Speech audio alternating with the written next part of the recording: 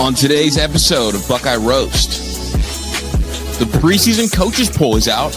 Ohio State 2, Texas 1. We're breaking down what it means for Ohio State's title hopes, what it means nationally, and what it means for the Big Ten. We've also got camp intel from the defensive side of the ball, who's rising, who's rotating, and who's making noise early. Plus, Ron's got some inside access from the Ryan Day Luncheon with some key takeaways from behind the scenes. I'm Chris Drew, and this is the Buckeye Roast with Ron and Q, right here on Dead Air Sports.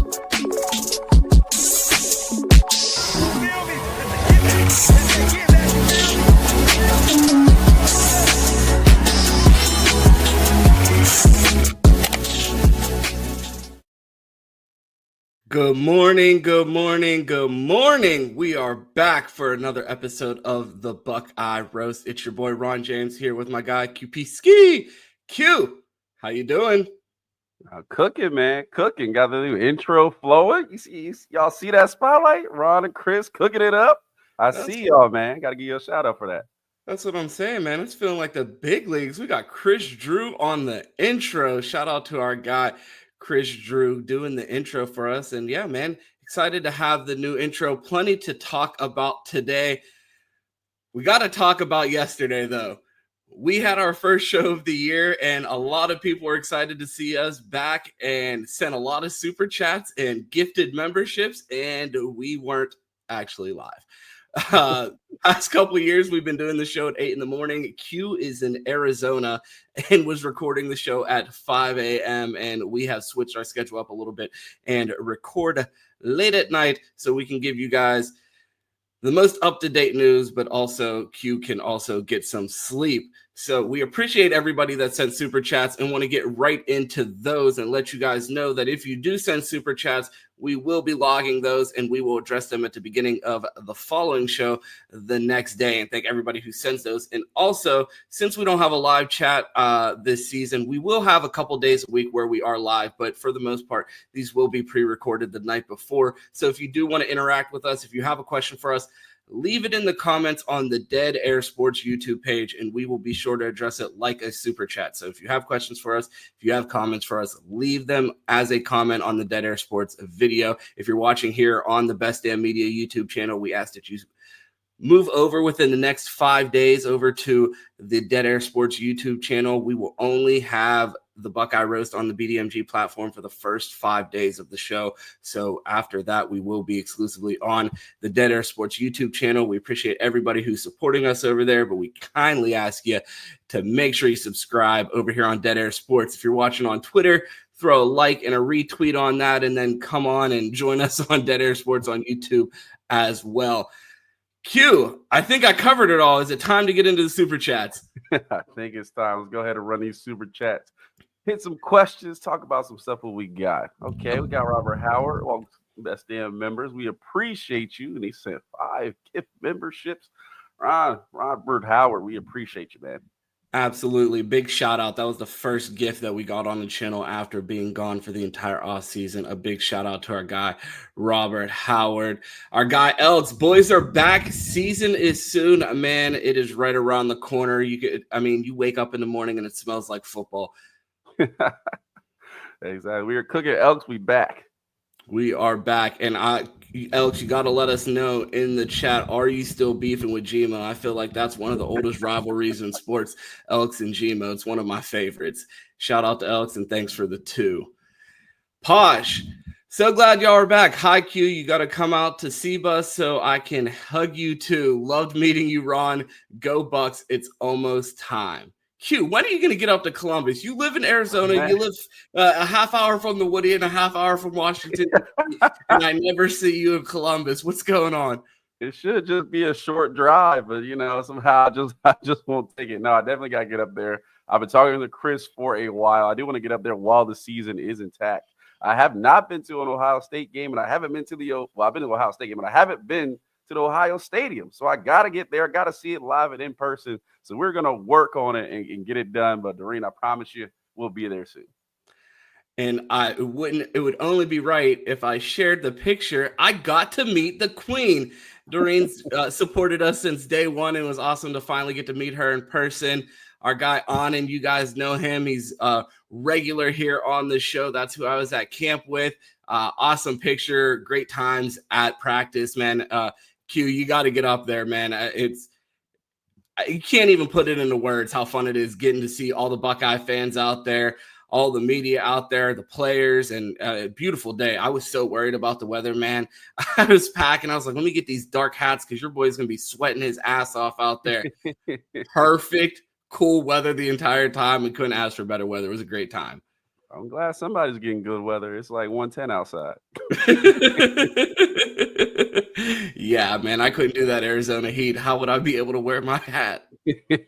It'll be melted on. You won't take it off. It's not going nowhere. It doesn't come off. My hat's actually on under that hat in the picture. I have my boy who's in the military. He had a military pic with his cap on. I was like, boy, so hot out there. That hat gonna slip off like butter. Turn his head, go flying. Thankfully, we were able to avoid that type of heat, and we had a great time out there at camp. Another 5 from our guy Robert Howard. I love the way everyone seems to be bringing up KJ unprompted. What did you see? Sorry if you already covered it. We're actually going to talk about that later in the show, but we can talk about it a little bit here. Kenyatta Jackson was everything that he was billed to be. I had a tweet that went nuts this weekend when I said one of Larry Johnson's greatest recruiting wins was keeping Kenyatta Jackson here on this team and out of the portal the past 2 years. And when people have been saying in this offseason, first round potential, you saw it out there. Yeah, I mean, that's good to hear. Obviously, you got a lot to replace on the defensive inside, but Kenyatta Jackson, I feel like, is a name we've been talking about almost since he got here. We're like, this dude's built for the NFL. So ready to see them unleash him. My guy Matt P going to dial it up. Ready to see you guys get on a blitz, man. Just get on a blitz. Just get on a blitz, man. Those T-shirts are going to go crazy if CJ Hicks pops this year, man. Again, another 2 from our guy Elks. Ron got a link up with my guy B Moses. Collab ? We've actually collabed with B Moses before on our Saturday college football pregame show over on Menace. He's been on that show quite a few times. I mean, I don't like to collab with B Moses too much. You know, your boy's follically challenged, and that's why I have my hat on every episode. And then B Moses gets on the screen flexing that pristine hairline. I don't like to do that to myself too often. My ego can't handle it. But man, if B Moses wants to jump on the show, we definitely gotta make that happen. Yeah, him and Jalen Rose got to be related.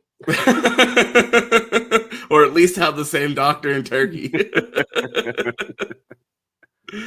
Thanks for the 2 Elks.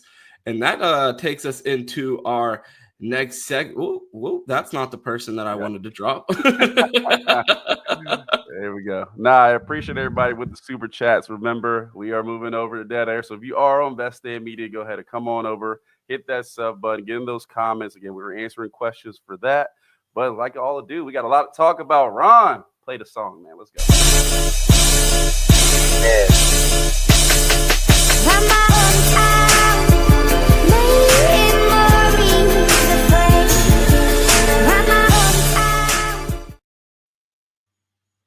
We back. All right. So guys, talk early. We got the coaches. The coaches poll earlier. And I'm set down for a matchup in Columbus that is must-watch TV. Ron, go ahead and roll that coaches poll. You see it there. Texas 1, Ohio State 2. Now, I may be mistaken, but Texas goes on the road to Ohio State in week 1. Am I correct? I believe you have that correct. There we go. Big-time matchup. Ron, I want to ask you, we haven't talked about the polls or really this matchup at all. I mean, we've been back for a day, so our fault on that one. But you just saw Ohio State in person. You were around the team, talked to the energy. Early indications. How you feeling about this game? I'm cautiously optimistic would probably be the best way to describe it. I want to be excited about the Buckeyes because of all the things that we talked about yesterday, the young talent, the offensive line. But, I mean, there are still unknowns. We're going to be starting 8 new players on the defensive side of the ball. And then you also have a new starter at quarterback. So to go in and assume that the Buckeyes are going to take on a contender like Texas in the first game, a playoff team that they matched up with last year, and it was a dogfight to the end. I feel like it would be a fool's errand to just assume that the Buckeyes would go in there and dominate. But I am cautiously optimistic because of all the things that we talked about yesterday. This team is absolutely loaded, and it may take time for Julian Sain or Lincoln Kienholz, if he does end up becoming the quarterback. It may take them a little bit of time to gel with this offense. And if they struggle against a top 5 contender, I mean, Texas is number 1 in the polls for the reason. It wouldn't be shocking to me if the Buckeyes came out to a slow start in this game against Texas, but I think they have all the talent in the world and are more than capable of winning this game. No, I definitely agree. It's something I'm looking forward to, and it really, in a good way, feels like a toss-up right now. You don't know which Ohio State is going to show up after having to reload, a lot of seniors out the door. You really don't know which Texas is going to show up. I mean, Arch Manning, we've been hearing about him for 5 years now, 6. I mean, we hear about this guy, feels like he's been in college football forever, and he's finally just now getting the start. So he's coming up. I mean, it's going to be a big-time matchup, and I'm just excited for it, a lot of energy. Follow-up question for you. Ohio State in the polls ahead of Penn State. We've been talking about Penn State all summer, man. They're the favorite. They got some wide receivers now. Jim Knowles goes over there, the mad scientist, to cook up the defense, which was already good. Are you surprised Ohio State is ahead of Penn State this early? No, and I'll tell you why. Josh Pate shouted out our guy Chris Drew for this take that he gave during the offseason on his show. And Chris essentially said, I'm going to believe in Ohio State over these unproven products like your Penn States, like your Oregons, these teams that you've never seen do it. I just watched Ohio State do it. I'd rather be wrong betting on them ahead of these teams that I've never seen do it than be wrong being the guy that's out here championing James Franklin. So I feel like the coaches out there have that similar mindset, and to see the Buckeyes in front of Penn State doesn't really surprise me, because at the end of the day, the Buckeyes are still the defending national champions. And when's the last time you saw Penn State beat the Buckeyes? Yeah, it's something that really, it feels like with so many close games, you would feel like it's an even split down the middle, but it's really Ohio State just winning close every time, and that's part of it. You got to find ways to win, something James Franklin really hasn't figured out in the big games. I mean, obviously made a solid playoff run, but Notre Dame was really the first team that really was able to knock them off, and they did so. So we will see if James Franklin can get it together this season, but like he said, Ohio State, it's house money, man. You bet on Steph Curry to hit a 3. You bet on Ohio State to win the Big Ten. It's all in the same. Want to follow up with you. I see a team in the top 10 I have given a lot of flack to over the years. You know exactly where I'm going. Usual suspects. I look at number 10 and I say, is that green and orange? The U? Is this finally the year Miami gets it together? Ron, SFE has been pumping money into your bank account year-round here. So I feel like you got to have some level of Florida ties.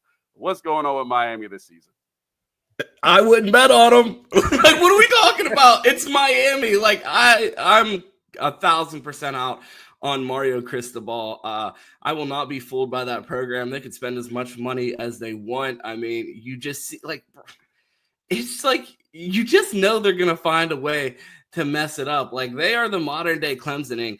And like, I just expect Miami to find a way to get in their own way. I do think that they're loaded with talent. They have JoJo Trader, former teammate of Jeremiah Smith at Chaminade Madonna. They have Carson Beck transferred in. They've revamped that defense that couldn't tackle anything last year. But, I mean, they have a tough schedule this year. They open up against Notre Dame. Florida looks to be significantly better this year. I don't think that they're going to have as much success against Florida as they did last year. And then you still have, Manny Diaz lurking in the ACC. You still have Clemson lurking in the ACC. I just don't know. I don't see it this year for Miami. I think last year was their year to capitalize on it with Cam Ward, and they fell short, didn't even make it to the ACC championship game. Even if they do make it to the ACC championship game, you see Clemson right up there at 6 for a reason, because they're a better team. And I don't think that Miami is going to have enough firepower to hang with Clemson if they do match up in the ACC championship. I think that is a media ranking to make sure that they get to that they have a high-ranking game when Notre Dame and Miami face off. I don't think it's going to be as successful of a season for the Hurricanes as they had last year. Okay. All right. Now I want to change it up a little bit, and I want everybody in the comments, let me know if the coaches poll, do you agree with it? Who's too high? Who's too low? Ron, I'm going to play a quick game with you called buy or sell. Let me know if these teams are ranked accordingly or you're selling. They're just a little bit too high or too low. Let me know. Arizona State, you buying or selling the repeat performance? I'm selling. That conference is all over the place. I feel like it's the parity that you see in other sports that like isn't really replicated in the power conference, the main power conferences where you have your dominant Alabamas, Georgias, Ohio States, Penn States. I mean, the Big 12 is all over the place. So I'm not buying the repeat opportunity. I feel like there's just too much parity in that conference. Okay. Illinois is at 12, buy or sell? I am buying. I'm a big Bielema guy. I like his energy. I think it's good for the conference. That's my Big Ten homer bias, but I'm absolutely buying in Illinois. Holy crap! All right. Batteries almost died there. All right, the most controversial one of the day: Michigan, number 14. Not a great season last season. If they were playing Ohio State every game, hell, put them in the top 5. But that is not the case. I got a full schedule. Michigan at 14, buy or sell? I'm buying. I'm irrationally high on this Michigan team, despite most people feeling like there's going to be a drop-off in talent there. But one place that there's not going to be a drop-off in talent, the quarterback position. I mean, they might as well have let a fan go out there and play quarterback for them last year. Couldn't have been much worse. I saw a highlight the other day. Some minor league baseball team let a fan take a bat in the 7th inning, and he cranked a homer out of the park. And I feel like that's what Davis Warren did when he beat Ohio State last year. They replaced him with a 5-star and Bryce Underwood. I think that kid is immensely talented. The only thing that does give me hesitation with this team, I mean, you saw Tavian St. Clair ranked just as high as Bryce Underwood, and I just watched Tavian St. Clair at practice for the past 3 days, and he's not starting for a reason. So if Bryce Underwood is in that range as far as progression so far and acclimation to the college game, I feel like Michigan could be in trouble early on in the season. But if he does find his stride early, like we saw Lagway do at the end of the season, I think he has all the talent in the world to potentially lift that team up higher than their potential they had last year. There you go. Some people will just say you're irrationally high, giving Michigan this kind of praise early in the season. So we'll go high. Last one for you. Florida, Lagway's back at number 17. You buying or selling? Take all my money. Call your financial advisor, move all your Bitcoin, move all your stocks, buy as much Florida as you can. They're over unders at 6.5. I called it the lock of the season. They have the hardest schedule in college football, and I still think they're going to smash that over. I've been saying since before Lagway committed to Florida that next year will be their year to win a national championship. I think they are ahead of schedule of where they thought that they would be. This team, I don't think they are going to win a national championship this year, but I could see a 9-3 Florida team with how difficult their schedule is still making the playoff, and that's a team that I would not want to see. All right, there you go. Coach Poll, let us know in the comments. All right, let's roll on because we have the freaks list to talk about before we get into camp stuff. So let's do it. So I'm going to read the list for you. The freakiest athletes in college football, according to Bruce Feldman. So we got Jeremiah Smith at 1, Caden Proctor, familiar name, spent some time at Iowa at 2, Nicholas Harbor, the track star at 3, Amari Washington at 4 for Oregon, Peter Woods at 5. Ron, when you look down this list, you got a couple of Ohio State guys in here. Oregon getting some love in here. Anybody stick out to you or anybody you want to watch this season? Like, man, I just can't wait to see that guy on the field. Who's not Jeremiah Smith? Yeah, number 10, Sonny Styles, plays for my team too. I'm sorry, y'all. I'm sorry. Yeah, you tried to get me to talk about someone else. I am not, because the whole time that I was at camp, all anybody wanted to talk about was the fact that Are you sure that Sonny Styles isn't the linebacker that switched to edge? That dude looks like something out of a comic book out there. And I talked about Caleb Downs' leadership. You know who was right on Caleb Downs' hip just as vocal during practices? Sonny Styles. I couldn't be more excited. I mean, everybody kept talking about it's crazy to think that we're going to say one day, remember when Ohio State had that dude playing safety against Georgia? Like, he is an absolute freak show out there, and his football IQ was on full display. I mean, his ability to diagnose, like we talked last year about, like, is it a matter of physicality that's making him play a step slow, or is the game a step fast for him? And by the end of the season, we were like, I don't know which one it is, but he flipped some sort of switch. And I mean, the way that Sonny Styles was playing at the end of the season, and then to see the physical transformation from last year to this year, I think with the leadership and the amount of knowledge and experience that he's bringing back, combined with the athletic ability to put him in one of the top 10 freakiest players in college football, I don't know how you couldn't be more excited about Sonny Styles. Yeah, there you go. Well, since you took the low-hanging fruit, I will add on here. Amari Washington's a guy from Oregon. I remember watching his highlights in high school, and I was like, Larry Johnson, go get that guy. Absolute freak show. So I'm interested to see what he does this season. I mean, Oregon, obviously, you got Mateo out there, so a bunch of guys talk about. You haven't heard Amari Washington's name too much, so I'm looking at him. But the guy I got to see this season that's not playing the Ohio State uniform, Peter Woods, absolute freak show. This is probably the longest D-tackle highlights I've watched on YouTube in a compilation in a long time. I think I watched like 15 minutes of Peter Woods absolutely abusing guards, tackles, centers, running backs, coaches, everyone across the board. So Peter Woods is must-watch TV, just like Dylan Stewart was for me last season. Anytime I see Peter Woods on TV, I do still have my hate for Clemson, but if I see Peter Woods on my screen, I'm definitely tuning in. Yeah, man, if we run into Clemson this year, I feel like they're going to have some smoke for us because we've been talking crazy to them post 2019. Isn't that funny how it works? All these teams have long periods of just sucking, and then when we get ready to play them, Texas is back. Like, Clemson is good. It's like, weren't y'all just bad a year ago? They always seem to find a way against the Buckeyes, but not last year. No one did. All right, so let's hop into camp. We got a lot of things going on. Ron, you were at camp. I want to start with Matt P. He's making some changes to the defense. We're going to go position by position down here, but I want to start with Matt P. and his changes. Caleb Downs at nickel is word coming out of camp early. Now, I know if there's someone not paying you from SFE, someone is paying you for Malik Hartford. Anything to get him on the field, money is coming into your pocket to promote him all summer long. So let's talk with you.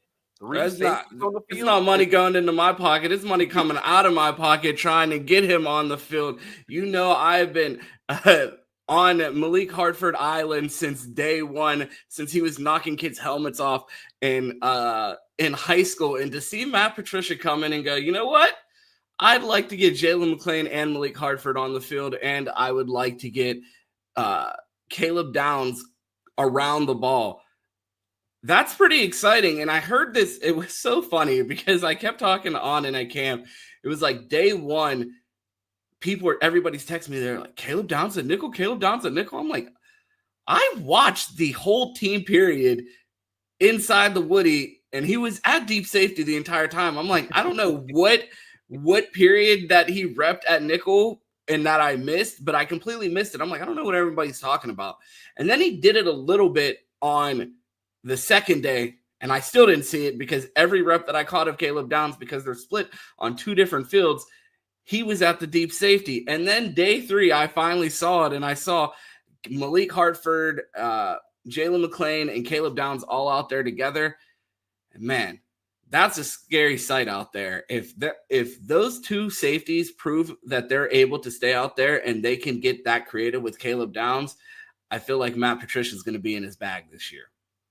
Yeah, I feel like Matt Patricia sees Caleb Downs as such an elite tackler, a la Lathan Ransom from last season, that when the situation calls, he's going to want to get him around the ball. He's going to definitely want to do that, and if you can do that with three safeties, that's fine. I don't know about Caleb Downs at nickel all game. Like, he's just going to go and be Jordan Hancock? Probably not. I'm looking for Lorenzo Styles, Bryce West to step up and kind of fill that role. But it feels that flexibility. And like I said, I was promised a 3-safety defense like 3 years ago. I've never seen a 3-safety defense. And when I kind of did with Tanner McAllister, it didn't work out. So I was about to say, be careful what you wish for, because you did see it and didn't love it.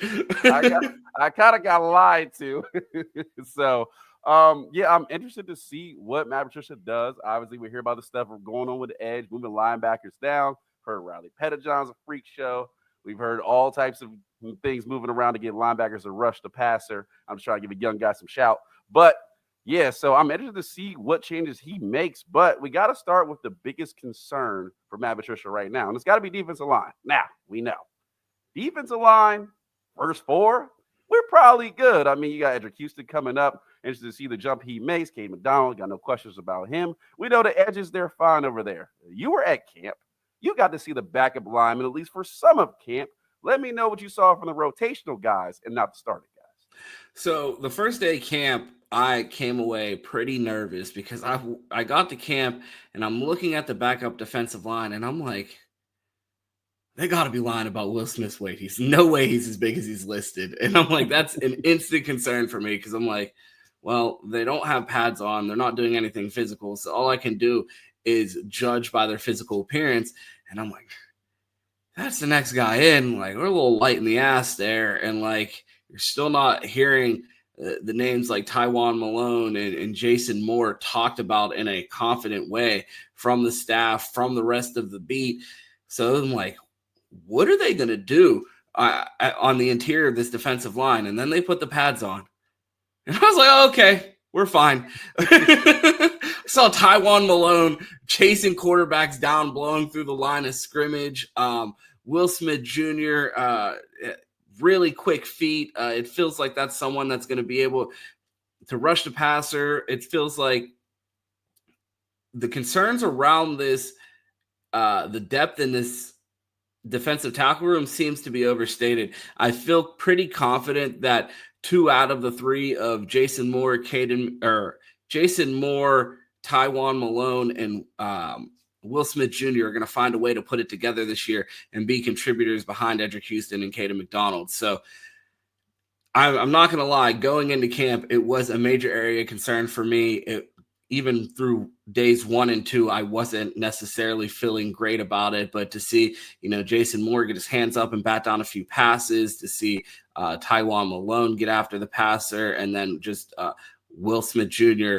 repping consistently and just filling the gaps, I feel confident in the backup defensive tackles, at least more than I did going into camp. Yeah, I'm right with you. I feel like the limited playing time we've seen these guys, and these guys a lot. Jason Moore has been hyped for years. Like, we've been waiting for him at the point where, like, we're feeling like, oh, it's a now or never year for him. Well, he's definitely going to get enough playing time because it's like, you got to play. So it's now. We don't have a never. You got to do that. Tywone Malone, a guy who he went to Ole Miss, came back, took a year. We were like, oh, we thought instant impact, not so instant, but now he's been in the program for a little bit. Definitely a guy with the size and athleticism. I mean, we talk about what Tyleik was. I mean, Tywone Malone was playing receiver in high school. So he's got something over there. So definitely looking forward to what he does. And Will Smith, a guy we've heard a lot about. I feel like he's always been more of a 3 tech. I don't know whether they'd be like, oh, it's 350, 325. It's probably like 300, but it's cool. Is he a little more? You got to in person. Probably closer to 285, but okay. We'll see. But one thing that I did want to touch on with the defensive line before we move to any other positions was I feel like when we first started doing the show, it was our first time covering the team, and it was the closest that we'd ever followed the team. So I feel like we were a lot more reactionary to everything that we saw, but now I'm a little bit more seasoned in this and have seen it feels like we've been around the block a few times. And to see this situation playing out with Edric Houston, it makes you wonder, is this a blessing in disguise as far as the reps that this is going to allow everyone else to get and the rotation that we're going to see early? Because we talked about a guy that we saw benefit from this exact same situation last year in Austin Sareveld, when at this exact same time in camp, we were talking about a mysterious illness going through the offensive line room that was allowing Austin Sareveld to shine at every position on the offensive line throughout camp. And I feel like this is a chance to increase your favorite thing, and that's competition here at camp. And with that opening, I feel like it's going to bring a little bit more out of that room. Yeah, I feel like it's a little twofold, positive and negative. One, Edric Houston is a guy who we see the talent. We know it's there. We see him adjusting. We saw him at defensive line. Like, wait a second. Like, Edric Houston's in the game, and he's playing at 3-tech. I feel like making that jump, him missing time, you feel like it's going to maybe set him back a little bit, or he's got to take a little more time to get adjusted. We will see how it affects Texas, but you feel like that is a guy who needed reps. If he was, in the program for 3 years instead of 1, you maybe feel a little more comfortable, like, oh, he'll be fine. But I feel like, to your point, these other guys feel like they have more to jump to. Like, we need more guys to jump to where Edric Houston is, more than Edric Houston needs to jump to maybe a higher level right now. So I feel like we need at least good. We don't need a great, D tackle. We don't need, Tyleik. We don't need a Mike Hall. But we need guys to hold the fort. We just can't have our defensive tackles looking like Jazzy Jeff getting thrown out the club. Like, we need our D tackles to stay on their feet and get in the way. Yeah, just hold down the fort is really what we need right now. So I feel like it's good news there. Now, moving over, I don't really have many questions about this next position. I just want to know what these guys are looking like running across the field. The linebackers, freak shows. There was a time I used to dream where I was like, man, I wish my linebackers returned punts in high school, like the ones that go to Georgia. Now we got a couple of guys who, if you told me they did, I wouldn't question it. Absolute freak shows. Ron, what did you see from the linebackers? I mean, they might want to put Arvell Reese back there to return punts, because I don't think anybody would want to even try to tackle him. They might just let bro walk into the end zone. We talked about Sonny Styles earlier in the show, and I feel like even with Arvell Reese being the physical specimen that he is out there and getting involved in a fight at practice, I still come away with the most to say about Sonny Styles. The jump that I think that he's going to take, I think he's easily going to be a top 15 player in the sport this season. And the fact that the Buckeyes, one of the things that we were most concerned about with Sonny early enrolling is like, are we going to get shortchanged on like the greatness from Sonny Styles because he got here so early and we got him so early in his progression? But to be able to get 4 years out of him, I feel like we're about to see a special season out of Sonny this year. That's what I wanted to hear. Now, there's a guy I want to ask you about. He's not a linebacker anymore, but he's not necessarily your traditional defensive lineman. We have a Russian by the name, maybe you heard of him, CJ Hicks. We've talked about him a lot the past few years. It feels like for him, it's now, because it can't be never. We need some pass rush. So what did you see from CJ Hicks on the edge? Does he look the part? Is that explosiveness coming out? Does he look like it's finally the season he will be unleashed? Even if it's not, I'm going to keep lying and saying it is, because at the end of the day, I'm going down with this ship like it's the fucking Titanic if it doesn't work out. We've been on the CJ Hicks train since day one. It's gotten me blocked by the linebackers coach on Twitter because of how rabid we've been with our support for CJ Hicks. And man, I do have to say, in all honesty, at camp, the first tweet that I had about CJ Hicks was that it looked like he was moving noticeably faster than everyone else in that room. And then you have all the smart asses like, well, he should be. He's 20 pounds lighter than everybody.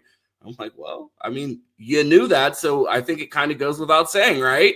But he did look super explosive in individual drills. And then, in team periods, we saw him put Ethan Onuwa on his ass one time with a speed rush to show you the pure strength that guy has. And it's something that he's talked about for years now. And I feels like he identified what he feels most comfortable doing. And it seems like Matt Patricia's excited to allow him to get after the ball and simplify what he's asked to do, because we always wondered, like, everybody tells us this guy's so fast, and then we see him out on the field, and it's like he's moving a tick slow, and it's because it feels like he was thinking too much at linebacker. And I feel like with him down on the edge, and able to get on a blitz, as some people would say.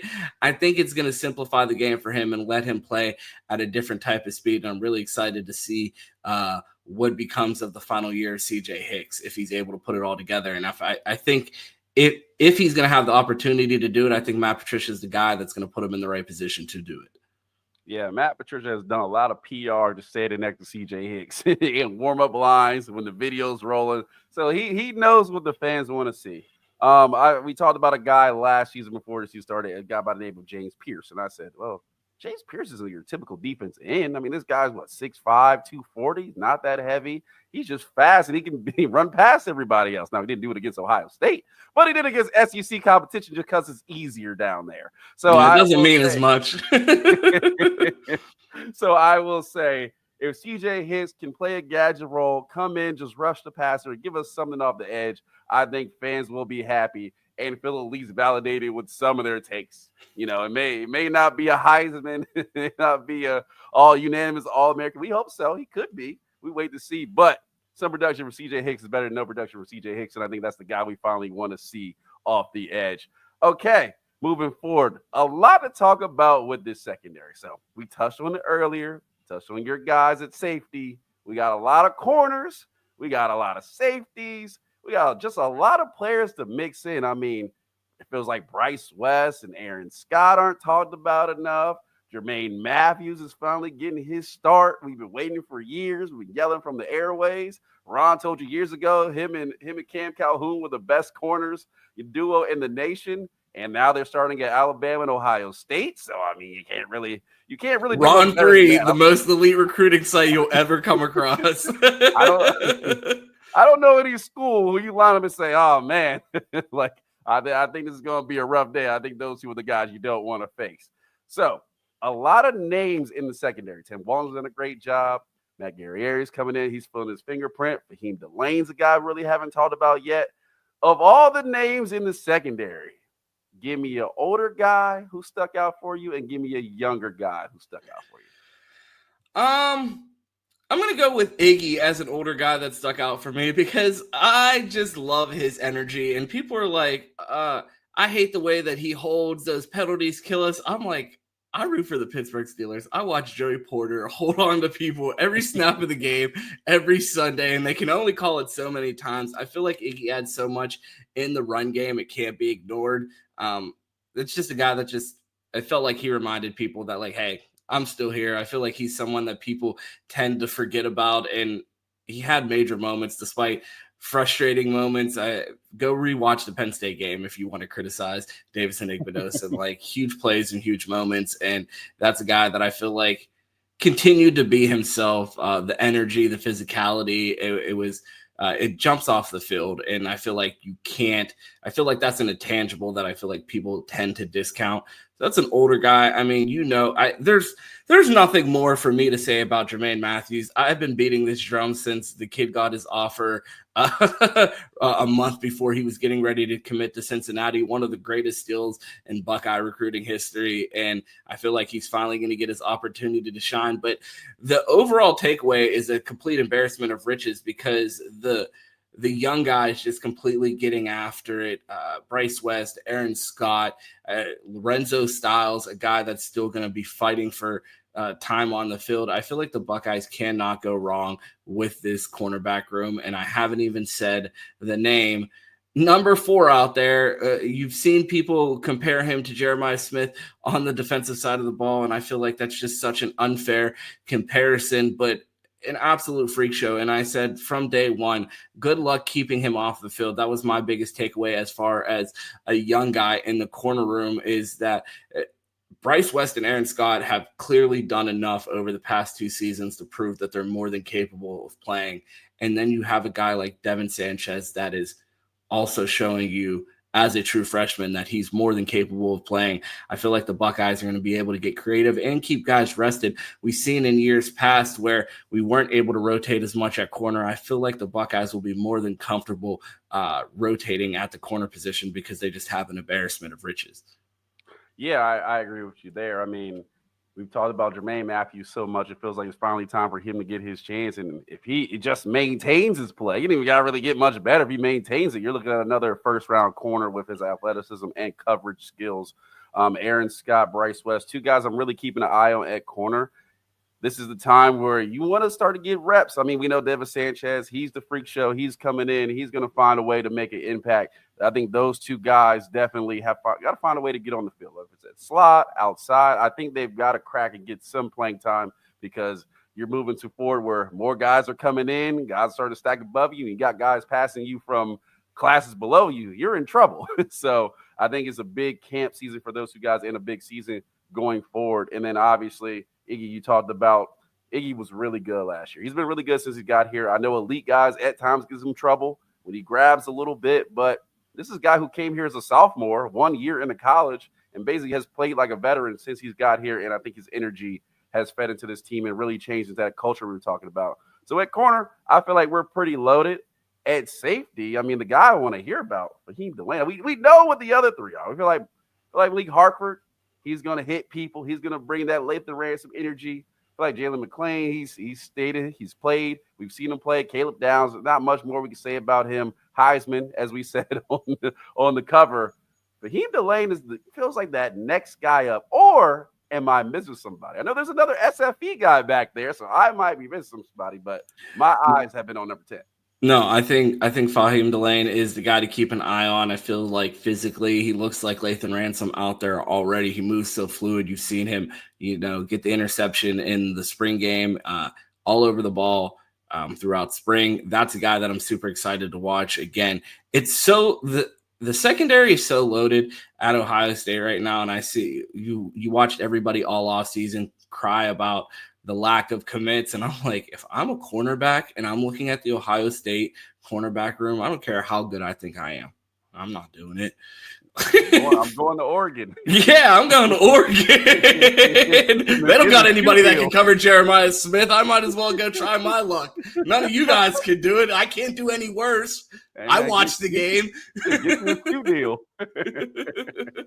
Exactly, bro. Go get your own shoe deal, and then go try to cover Jeremiah Smith and have fun with that. But like, I don't blame any kid in the country that looks at that that cornerback room and goes, no thanks. And I only want someone that looks at that cornerback room and goes, I want to go compete in that room. So, I mean, if there's kids scared off by the amount of talent in that room and they don't want to be here, not the competitor that we want in that room. And I feel like it's more than loaded. So I feel like the Buckeyes will be fine.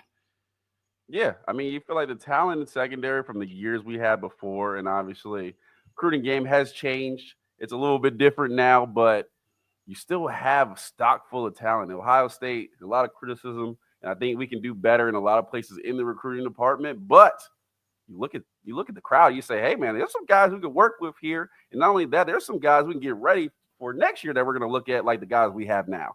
So I feel like it's in a great place. I'm interested to see what the secondary changes. I wonder, I hear about this 3 safety defense, and I'm like, there's too many good corners to take a corner off the field. I mean, I like our safeties, but I feel like, do you feel like we're going to actually get rotation this year, even at the safety position? Do you feel like there's going to be in-game, scores close, games on the line? We're at Penn State, or Penn State's here, playing at Michigan, and we can rotate and feel comfortable versus just like throwing a guy in because somebody got hurt.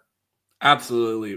Bryce West, Lorenzo Styles, all entirely too talented to not be on the field. I think those are two guys that you're going to see on the field, whether or not Caleb Downs plays nickel or not. I feel like you're going to see a lot of rotation in that secondary. And again, I feel like I feel like the Buckeyes are going to really take advantage of the depth that this team has this year, especially after what they learned going through such a prolonged season in that national championship run, and take that NFL approach. And I feel like it's going to be crucial for the development. And we've talked about this on the program going all the way back to the Buckeye BS days, talking about the Buckeyes not playing young guys early enough. And I feel like Ryan Day has made a concerted effort in every year that we've been bitching about this to play young guys more. And I feel like you're going to see that again, and it's paying off because you're seeing these guys come in. I saw someone on the timeline talking about asking Buckeye fans, how could you be so confident with all of these unknowns on defense? And Buckeye fans are like, to many people's surprise, these people aren't unknown to us because we've actually got to see them play over the past couple of years, and we're not just hyping these people up off of high school tape. These are guys that we've watched contribute throughout a national championship run that have waited to return in a program that has proven an ability to develop. So I think that's why a lot of Buckeye fans' confidence is so high in this defense with so many new starters. Yeah, I mean, I'm with you there. Definitely. I mean, the talent is there. You can't get every guy you want, and no team does. I mean, Alabama complains about not getting guys. Georgia complains about not getting guys.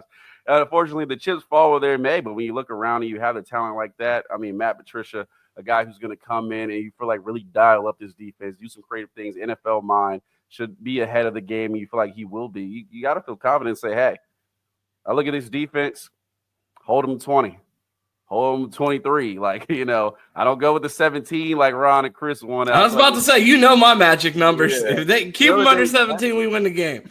But you feel like if this defense isn't going to give up so many points that we can't win games and we're clicking on offense. It's a balance. So I feel confident like you. And like you said, people come out of camp, everyone's buzzing, everyone's excited. Let's see what these guys do on Saturday. I mean, we can't criticize yet. We haven't seen them play. So if it won't work, we'll wait them up and we'll find it out. But right now, guys are out there working. Guys are getting better. Like they say in soccer, man, you got to get behind the guys. You got to get behind the jersey, support your team, and let's get it going. What? Yeah, that does sound like all right. Soccer, man. Yeah, I don't know what soccer games get behind the jersey. No matter. Yeah, I don't know about that one. That's gonna be a Q merch special. That ain't gonna be a Ron saying there. Get behind the jersey. But yeah, okay. So moving forward, we wanted to talk about the Ryan Day Luncheon. You were able to attend that and hear some words from the wise man himself. Ron, for those of us who were not there, fill us in.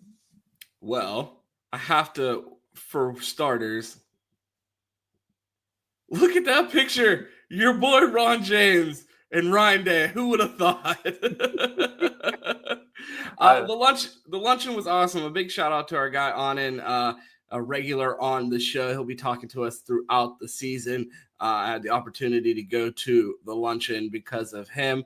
And the first thing that Anan said to me was, Ryan Day finishes taking pictures and walks up onto stage to a standing ovation to a massive room full of Buckeye fans. And Anan turns and looks at me. He's like, vibes weren't this high last year. Just to be there coming off a national championship was special. And just to hear Ryan Day address Buckeye Nation, you could just hear why he was Urban's choice. You know what I mean? He completely commanded the room, and you could tell why this team loves him and they're ready to run through a wall for him. He talked about the team coming to him and wanting to take down some of the championship banners because his team hasn't won anything. And just that, the brick by brick mentality that they clearly stole from Michigan. And I don't care at all because I love anything that irritates them. So go ahead, blatantly steal their shit and do it in their face. Have our media team have cameras follow you around while you copy their mantra and just throw it in their face. Yeah, we stole it. So what? So I absolutely love that. And just to see him just command the room and, it was just special to see him have that moment of Ryan Day is here with all of the losses to Michigan, the leaking of the address, the hate that you've seen online, and to see him finally embraced as the head coach of Ohio State and appreciated for everything that he's given to this program. It was just special to see that and be there in the moment. Having been at the Woody for the spring practices before the start of the national championship, and then to be at that luncheon coming off of a national championship, it was very special to just see it come full circle after everything that he's been through and everything that he's given to this program. And, coming out of that luncheon, you just go we are spoiled. We're spoiled with the coach that we have. And obviously, as a Buckeye fan, everybody knows we have to get the Michigan thing right. And if there's anyone in this world that knows it more than anybody, it's that guy. And I have all the faith in the world that he's going to figure it out. And it was just special to see to the full circle moment of after everything that he's been through with the Buckeyes. And it was exciting to see. Well, that's good to know because this whole situation, this photo, is not how I expected to happen. What I saw in my mind, Ron walks up there, Day steps over with his hand, he says, Lion Day, huh? And then a full-out fight goes over all the trash Ron has talked over the years about Ryan Day on this show. So clearly what that tells me is we need more people to sub. We need more people to retweet and share the video because Ryan Day needs to see the show more often. Because clearly I don't think he would have taken the picture if he would have watched. The show is not big enough. But to my defense, like I said, over the years of doing this show, I feel like we have learned a ton and have become a lot less reactionary. And I remember after the second loss to Michigan, I said, I told myself I would not fire him if he lost this game. I lied. And I got into spaces and I said, fire him. But this past year, when the Buckeyes lost to Michigan, me and Chris Drew went live on Bleacher Report. And I said, Chris, I'm not going to fire him. You want to know why? Because I'll have the entire offseason to do it if he doesn't win the national championship. And what did he go out there and do? He went out there and won a national championship. And I couldn't be more thankful as a Buckeye fan for it because I couldn't have dealt with this fan base this offseason if we didn't have this natty. They would have been so miserable. Well, we'll see how that holds strong when the season starts because let it fall apart against Texas. And Ron might have some interesting things to say. But it's training camp time. It's all fun and games here at Dead Air Sports. Again, make sure you hit that sub button. Remember, you leave comments on Dead Air Sports. Leave it under there. We will get to those questions. We will be live on Fridays, Ron. So you did say we weren't live, but we are live on Fridays. We are live on Fridays. There we go. That way I will wake up because I miss interacting with y'all so much in the morning. So we'll do that. But yeah, Ron, you got anything else we need to cover before we get out of here? Nope. Sounds like my laptop's dying, though. That means it's time. Okay, everybody, make sure if you want to hit us up, I am Flyknit Johnson on Instagram, Citywood Quentin on Twitter. Don't forget Dead Air Sports everywhere. So make sure you do that. Twitter, TikTok, everywhere. Go find it. Ron, where can people find you at? Yeah, if you want to find me, you can find me at 2Ts on Twitter. That's 2_TES. You can find me here weekdays on Dead Air Sports for the Buckeye Roast right here with my guy, QP Ski. Once the season starts, you can catch me on Bleacher Report Mondays, Thursdays, and then post games in the Bleacher Report app with Chris Drew live immediately after the game. Make sure that you're subscribed here at Dead Air Sports. We appreciate everybody tuning in. If you're watching over on the Best Damn Media channel, the show will only be on this channel for 4 more days. We will be moving exclusively to the Dead Air YouTube. So if you're still watching over there, make sure you get subscribed over at Dead Air Sports and set your notifications so you catch us every morning. We will be exclusively over there. We appreciate everybody that sent super chats yesterday. Can't wait to talk to you guys again. Make sure you leave comments in the comments, right? I was going to say in the chat, but I'm like, no, we don't want them there. We want them in the comments on the video at Dead Air Sports, and we will make sure that we address them on the show. We appreciate everybody tuning in, and you know how this thing ends, Q. It's always go Bucks, and of course, OH. Get behind the badge. No, that's not the same. No. Run that back. How dare you ruin the outro like that? Play the outro.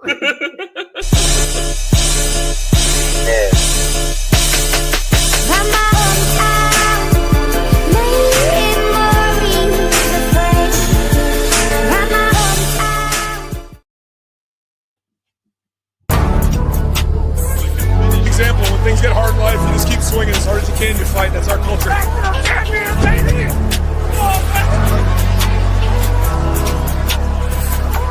I promised you we had a plan.